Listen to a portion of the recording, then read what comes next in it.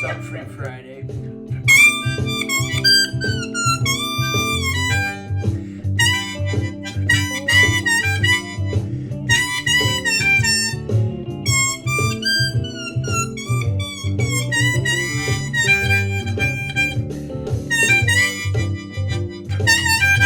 We're gonna do blow bends today. I've never done a video on how to blow bend.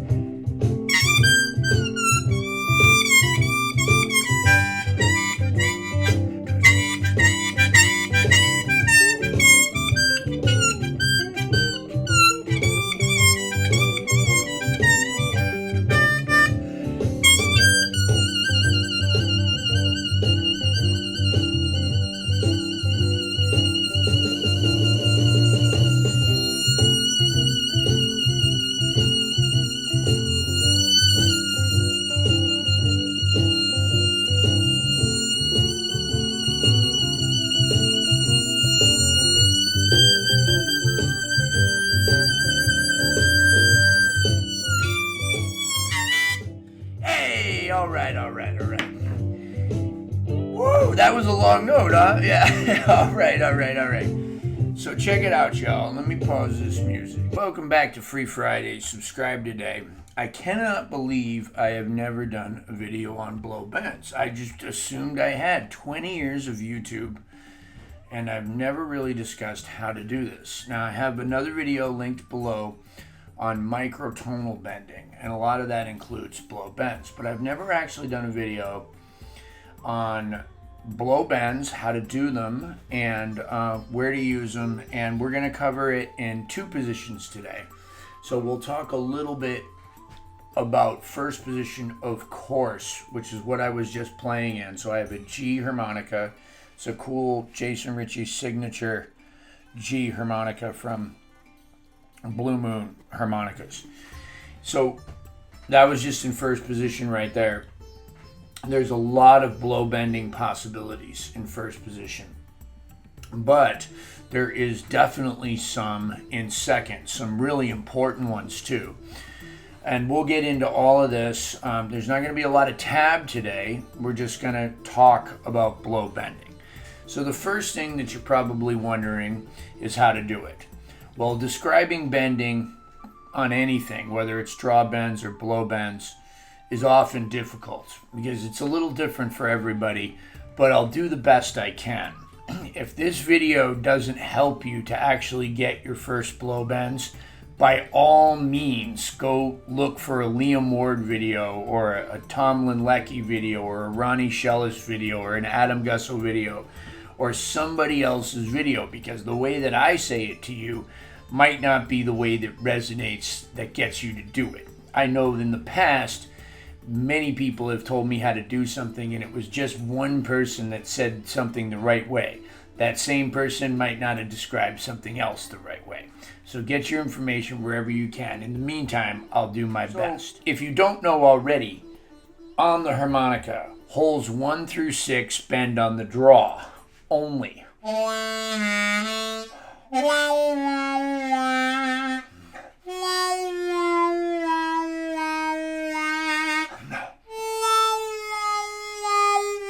I'm doing some microtonal stuff. Let me not do that, okay?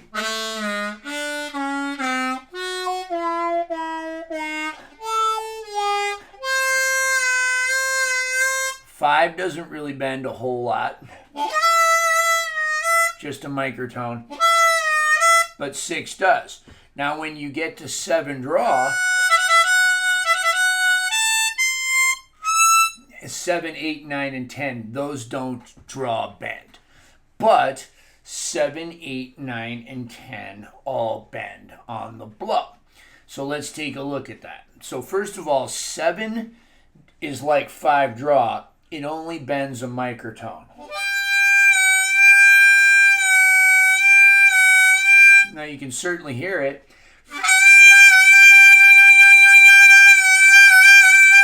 But it's not an actual separate note. 8 bends a half step. And then 9, also a half step. And then 10, 2 half steps or 1 whole step together, respectively.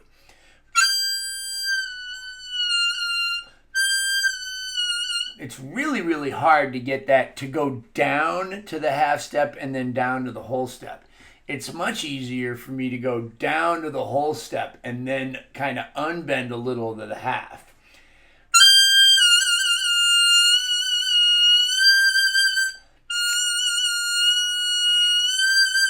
Right there. Now, I'm also using a little vibrato. Maybe I'll talk about that later. So how do you do it? The first thing is it's kind of like saying, just like on a draw bend, it's kind of like saying E-U. So I'm pushing air. We're going to start, let's start on 9 blow. Now, the problem that most people have with bending, it's not actually in the bending, it's rooted in the embouchure. They're not certain what hole they're on. So that's the hardest part. And it's that uncertainty or lack of confidence that they're even on the right hole that makes it harder for them to then manipulate that hole to do something other than just play it. So the more confident you are on what hole you're on, the better it's going to be. So 10 might be easier for you right now because there is no 11. So you're just at the top, and now you might be confident. But we're going to try 9 first, okay? So it's just a half step bend. So how am I doing it? So I'm going E, O, E. So I'm kind of like saying E, O, E, and I'm kind of directing the air downwards.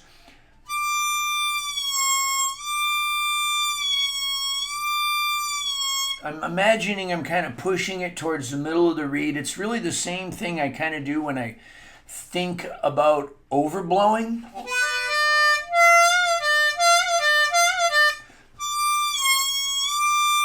Just a little more gradual, less of a pop.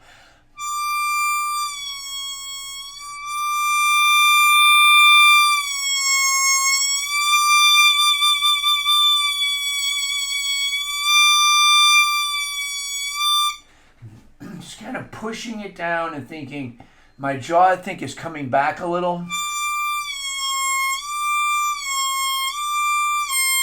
I'm really thinking about the top part of my mouth. The roof of my mouth is kind of getting a little enlarged, like my tongue is going under, like lower, and I'm going ew, just the same way it would happen if I was saying that word while bending. Ew.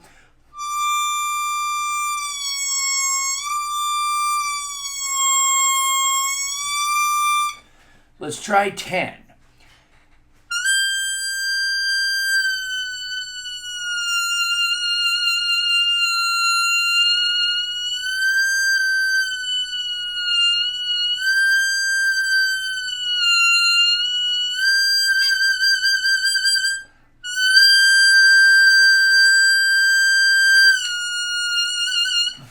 You give it a shot for a second.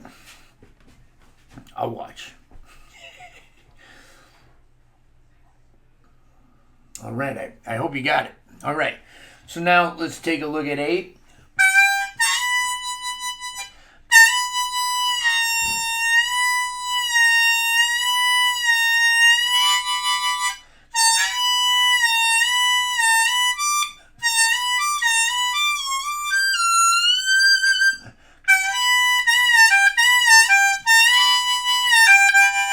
Now, one of the best things about blow bending is not even hitting the bend so much as it is just kind of starting on that bend the same way we do on the bottom of the harp.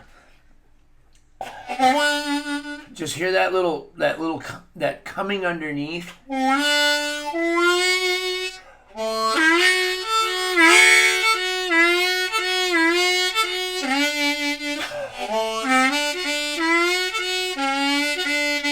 It's very like a very American singer kind of way, or very vocal.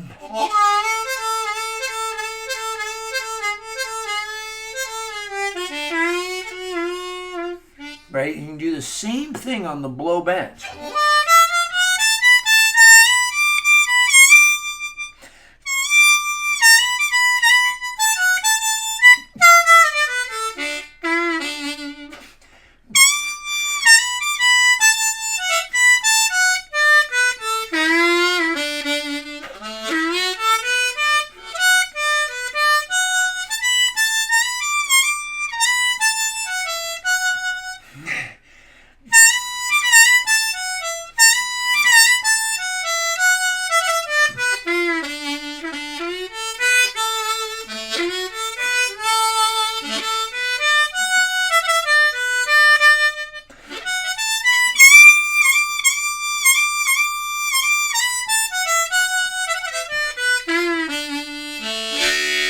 just kind of that real subtle thing. I got to tell you, I've been playing a long time, like most of my life, and I'm just now trying to always be in the habit of coming under those blow bends. I tend to just, in second position especially, just play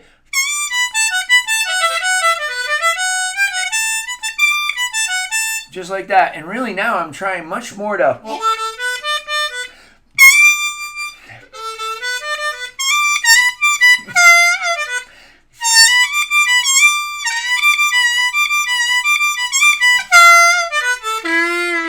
in first position, I always remember to do it, but in second, for some reason, I forget how important it is to utilize that.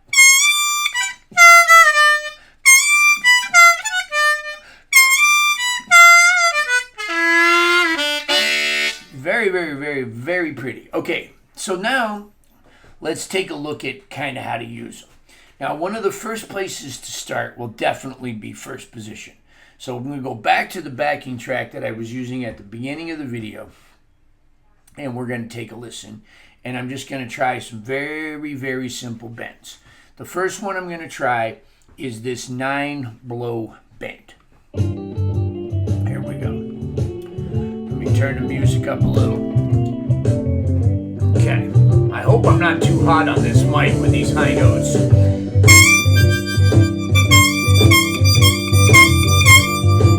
I'm just kind of twatted, and I can use my tongue as a lip purser. I'm lip pursing up there. I'm not tongue block bending. Some cats are really good at that. My favorite blow bender in the world is a tongue blocker, and that's Mitch Kashmar. Okay, here we go. We're coming around again. So I'm just going to start kind of sliding under 9-blow.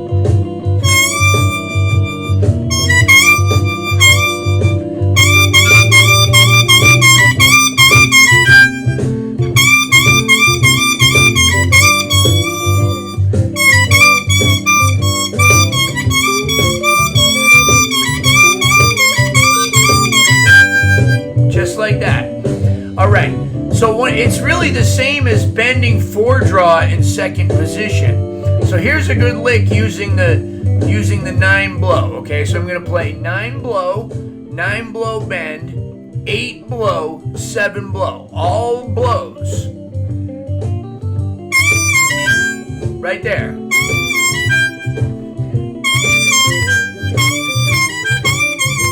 And you can play it a million ways.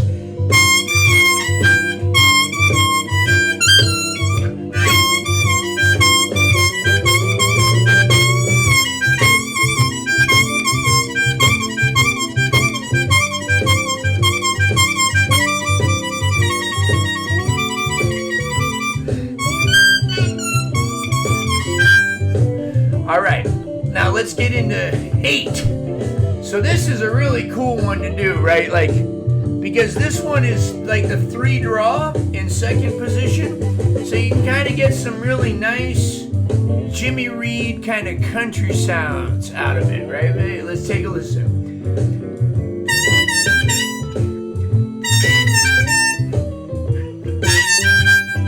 So that's the same as 3-draw, 3-double bend, 2-draw in second.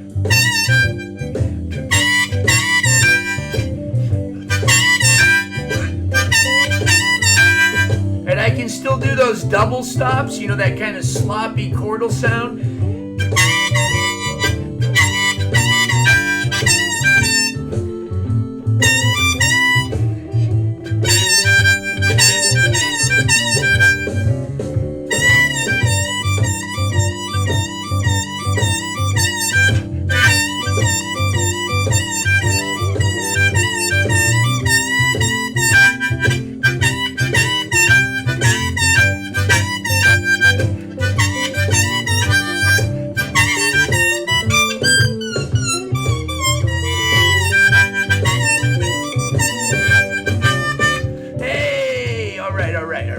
Now for the top one, 10.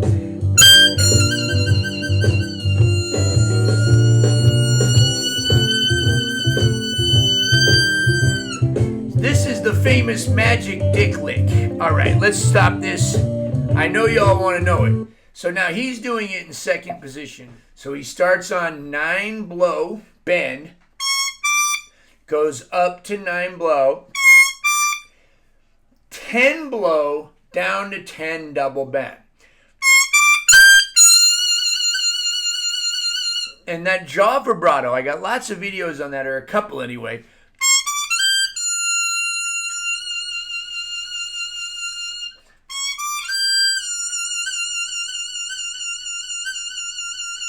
I'm just, yeah. But anyway, that's the magic dick lick you've all been waiting for. All right, so let's take a look at it in second position. So the first thing that I would like to tell you about is one of the drawbacks of second position is you can't get a major scale in the first octave without an overblow. You need the 5 overblow.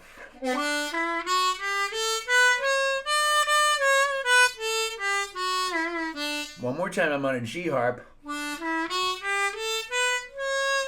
That note right there. So without that, you can get the mixolydian.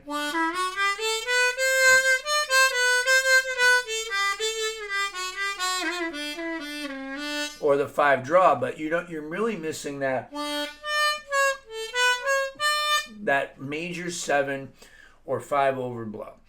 In the second octave with the blow bend, you can get it. Because this is an important way to learn the major scale in second position, because you can get it in the second octave, and all you need is 1 blow bend, and it's the 9 blow bend. So we're going to start on 6 blow.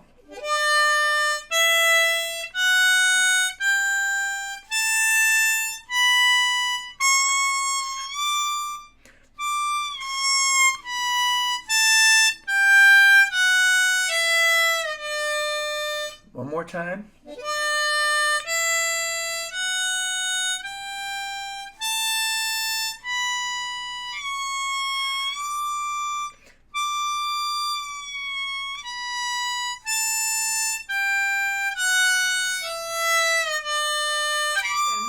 The 10 blow bend is really cool, so that's just the same as your 4 blow and your half step 3 bend if you bend it all the way down.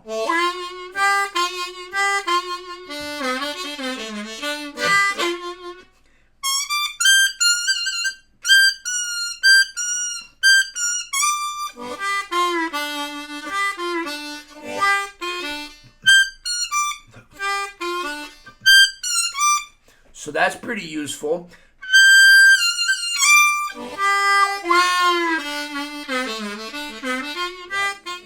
So we're back. This time we're in second position. G harp, key of D. I'm using this nice B.B. King style Quist backing track. So we're just going to explore some of the options for these blow bends in second. We don't really talk about them too much in second. It's usually always in first because that's where they're so common because of the great Jimmy Reed. So at first I'm just going to start going up the major pentatonic scale in second position and just using the bends as an inflection. So I'm just going to kind of come underneath the notes. Here we go.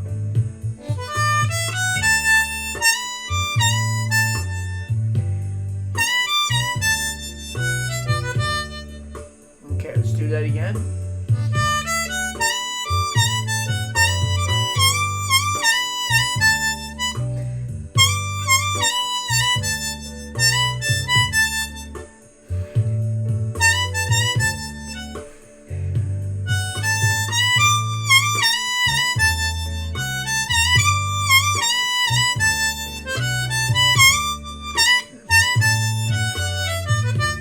Again.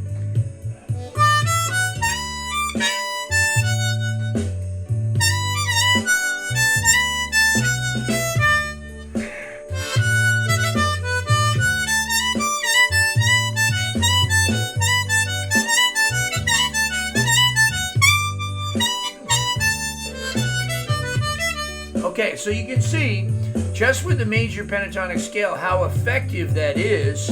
You can't do that in the first octave.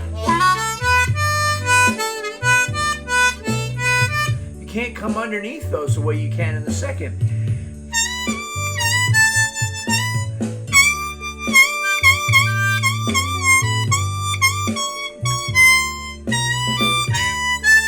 Right. So now we're going to get into some actual bending.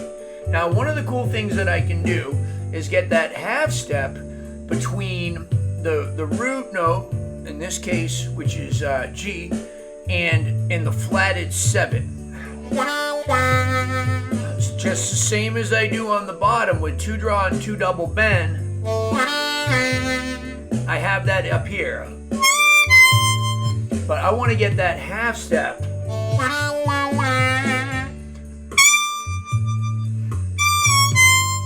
Hear that?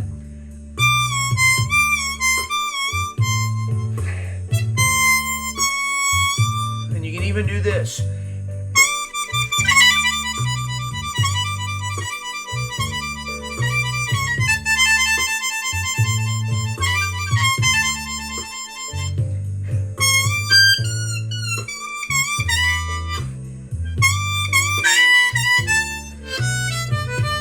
Now on the 4 chord, that 8 blow comes in real handy. Here, 1 chord, 4 chord.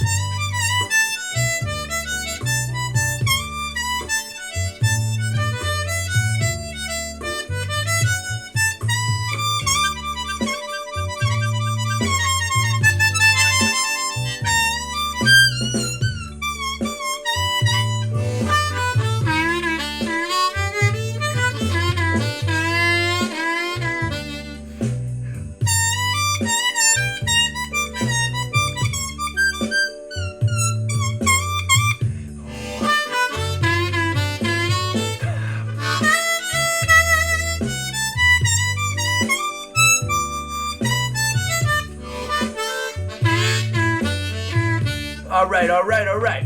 So that's really all there is to it. So you just got to kind of get it, and then you'll start figuring out how to put it in and do it. And, just try first with that major pentatonic scale. And you'll hear that most of these bends really sound great in first position and second position.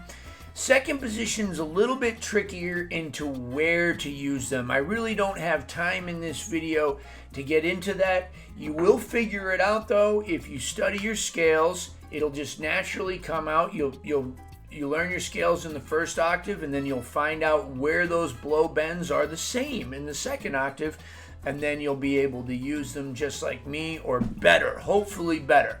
Thank you guys very, very much. It's been a super fun Free Friday. I really hope I helped out. I don't know, like I said, bending is a tough thing to describe. And I had a long night last night. My gig started at 11. If I look tired, it's because I am. My gig started at 11 p.m. I got back around 3 o'clock. 2 days of practice for this gig. It was with the great Mike Dillon. I'll be uploading some videos in a little bit. In the meantime, stay tuned for the credits. Thank you so much for visiting my YouTube channel. Over 1,000 harmonica-related videos. Everything from gear to lessons to blues stories to stuff about my personal life, addiction, mental health, jail, anything you can imagine that has anything to do with playing harmonica or harmonica in general, right here on Jason Ricci's YouTube channel. 20 years of YouTube right here. I'd like to thank some of the people that make it possible. The Lone Wolf Blues Company, bringing you the very best in harmonica microphones, pedals, anything you can imagine that has to do with the harmonica besides the harmonica itself. Lone Wolf is doing it, family-owned company, right up the road from me in Ponchatoula, Louisiana. Randy Landry and his beautiful wife, Missy, family-owned company, doing the very best they can to bring you quality, guaranteed products that are all assembled right here in the United States of America. Blue Moon Harmonicas, you can get your name on the harp just like me. Custom combs, pre-war harmonicas, harmonicas from the Sonny Terry estate, All makes and models, just about anything you can imagine. Tom Halchak from Blue Moon can do it for you. And I play Hohner harmonicas, and Hohner hooks me up with some great harps that I love. They're like sports cars. I dig them. Pedal pad, pedal boards. Two brothers out of Topeka. They found me. I was already playing their stuff, and they called me up and said, Jay, we want to support you. They made me a brand new pedal board this year. It's absolutely beautiful. I love it. It's held up to the rigors of the road. I've seen some fancy pedal boards from some other companies. They're amazing, but they don't match the quality and the durability of pedal pad made by two brothers out of Topeka. Appreciate you guys.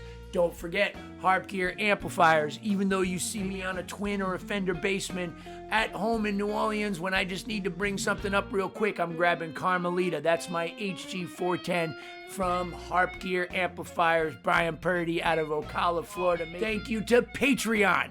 Patreon is the one who's keeping these videos free for you. If you've seen one of my thousands of free harmonica lessons, it is because people are contributing to Patreon. I'm not gonna lie, I'm motivated by a little money, right? The videos are free here for you because Patreon is supporting me. It's giving me $1, $5, whatever it is that you can contribute a month on Patreon. That's what's happening. They get a little extra. They get some private Zoom meetings, some private lessons, some behind the scenes vlog stuff. All of that's over on Patreon. All of the links to all of this stuff is right below every single video. Thank you again to all of my sponsors, and thank you, Patreon, for your support. If you don't want to be a member of Patreon, I understand that. You can leave a one-time tip at Venmo or PayPal. Those links are right below this video and every other video, and on my channel page right here on YouTube. All the success I've had, whether you're a Patreon patron or you're supporting my sponsors or not, is because of you, the viewers on YouTube. Whether you subscribing, leaving a comment, liking the video, or sharing, you are helping me in some part. You don't have to do all of it or any of it, but maybe you could do a little of it. Thank you so much. Bye-bye.